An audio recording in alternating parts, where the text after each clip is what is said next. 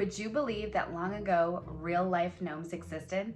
Today we are planting up some magical crops, and I'm going to be sharing a little bit of gnome history with you, including a very odd resembling real-life gnome character in the garden. So we're just going to dive right in. Today we're going to be planting up some crops that I feel kind of inspire a little bit of magic and whimsy. And the first one, and I've mentioned this in previous videos, is this giant cabbage. It's Sephora Giant number 4 Baker Creek seeds. I am going to be doing the winter sowing method with this. Prefers cool weather and ample even moisture. Sow seeds are set to transplant in rich soil. I might be a little late to the game on these, but we are going to plant them out anyways and try to get them into the garden this year. The next seed that I'm going to be planting today that I feel adds just a little bit of magic and whimsy into the garden is this Purple of Sicily purple cauliflower, also from Baker Creek seeds. This one you can direct seed outdoors 6 to 8 weeks ahead of last frost, which we are approaching that time period. So we are about 8 weeks ahead of our last frost. So this is a perfect time to plant it. I'm also going to be doing the winter sowing method just to give it a little bit of a jump start.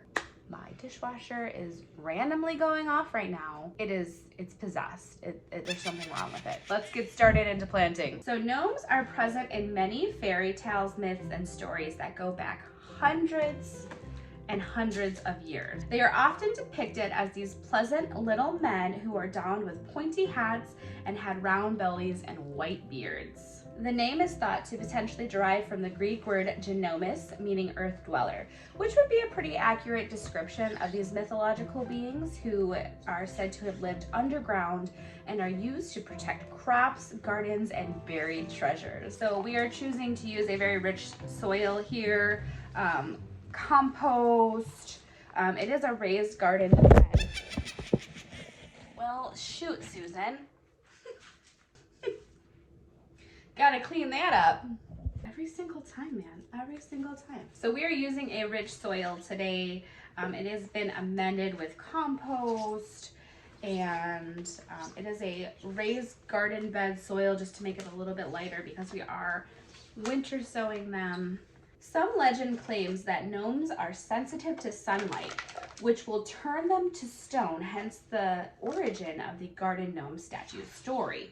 Now, at night in gnome culture, it insists that these statues come to life to carry out the garden chores, good deeds, or in some cases, naughty tricks. Now, the Renaissance era was a period in gnome culture that really expanded and exploded due to the high spirits of the age. It was during this timeline that gnomes were described as playfully grotesque creatures with magical powers that would help protect the garden and its crops and ward off evil spirits. And the folklore of the gnomes coming out at night really exploded during this time period. Now, at this time, they didn't quite have gnome sculptures yet. Some gnome sculptures began appearing in Europe as early as the 1600s. The earliest gnome statues are said to be descendants of the ancient Roman era. Now, here's where things get a little peculiar.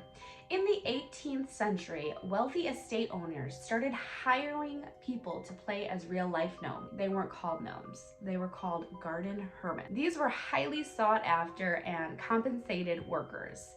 This was an agreement between employer and employee. The estate owners provided food and shelter for these garden hermits, and sometimes even paid them. I can think of a couple of people who might find this job appealing. Now, some of the stipulations of this contract of employment is where it gets kind of strange. They were said to have dressed like druids. They were to grow their hair out very long, their beards very long, and they weren't allowed to shower or bathe, sometimes for up to 7 years. Many times they weren't allowed to cut their fingernails or their toenails, and sometimes they weren't even allowed to wear shoes. I mean, this is really acting the part. So these hired hermits would live in shacks or caves or what they called hermitages. These hermitages were usually very rustic little shacks located in or next to the gardens on the property. So this practice of garden hermits was mostly found in England, but it did make its way up to Scotland and even over to Ireland. According to Gordon Campbell, who was a professor of Renaissance studies at the University of Leicester, recruiting a hermit was not always easy. Sometimes these were agricultural workers who were just asked to dress in costume of a druid, so to speak. and they were asked to kind of play the part of a garden hermit. In many cases, they were asked to wear dunce caps. Long hair, long beard, druid kind of type of outfit or costume, pointy hats. That sounds to me like a gnome. Most of the time they were not allowed to leave the property. In some cases, the garden hermits were not allowed to talk to the family of the estate or even the other workers there, functioning more as an actor playing the part in a continuous theater production. Other employers would come to their hermits for advice and counsel. Sometimes they were used as entertainment for the estate owner's party guests. They were told to read poetry or even come up with their own poetry, serve very yummy libations. Now, this to me is very odd and unsanitary. You're asking them to not bathe, not cut their toenails or their fingernails, and serve your partygoers beverages. This whole dynamic just seems very crazy. Keep in mind, this is considered to be the period of the Age of Enlightenment. Now, having a garden home was considered a sign of wealth, and not everybody could always afford to pay one. Still wanted to act like they had one for appearance's sake, so they would still set up these hermitage shacks in and near the gardens. So these garden hermits were essentially phased out by the end of the 18th century. If you're interested in learning more about the peculiar history of garden hermits, you can check out Gordon Campbell's book, The Hermit in the Garden, and I'll go ahead and link it below in the description for you guys. Now let's get back to starting. So the garden gnomes we know today first appeared in Germany in the mid-1800s and were always made of clay. Gnomes first appeared in the gardens of England in 1847. And Sir Charles Isham is credited with bringing the first terracotta gnome over to the United Kingdom, and then the trend exploded from there. Okay, so we're gonna start with some purple cauliflower. It is 1/4 to 1/2 inch depth. Winter sowing. So we're gonna plant a couple in here, and then once these start to take off, we are gonna move them around to a better space in the actual garden. Hopefully by then I'll have my act together and I will have my veggie garden organized. Probably not, but we'll see. Okay, that's the purple cauliflower. So the first garden gnomes that were mass produced came from Germany in 1870s. There's two big mass producers. Philip Greibe, who was a German sculptor, and August Heisner. Now, August Heisner went on to be world famous for his gnome sculptures. These gnome sculptures were called garden works? Hold on.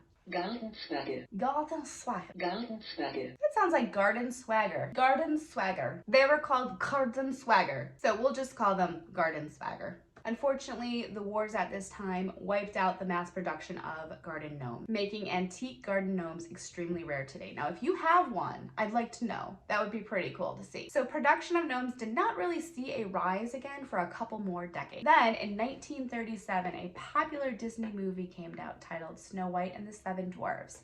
And that's when gnomes started to come back into popularity. But this time, the appearance of these gnomes were much more bright and cheery, much more colorful and smiling faces. By the 1970s, there were variations of these gnome figures, and the clay and terracotta parts started to phase out to more plastic and resin for their longer lasting and lighter weight material. Okay, now we're planting up our giant cabbages. These are also a 1/4 depth.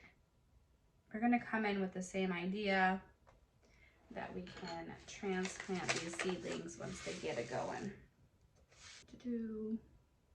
So today gnomes are seeing another huge push in popularity. I feel like everywhere I go, I see a gnome at the store, one for every holiday and occasion. I just went to Aldi the other day and they had gnomes for Easter out already. So they're definitely picking up steam again. In early 2004, there was a very popular travel agency that had a marketing campaign come out titled Where is My Gnome? This advertising campaign really took off, and it depicted everybody's garden gnomes going off on adventures. And that was really the start of introducing gnomes back into society and making them so popular. Now today there are over 25 million garden gnomes in Germany alone, and they still put them out into the garden as a sign of good luck and protection over their crops and livestock. Hey dude, You wanna go outside? And that is the peculiar history of the very peculiar creatures that live in many of your gardens today.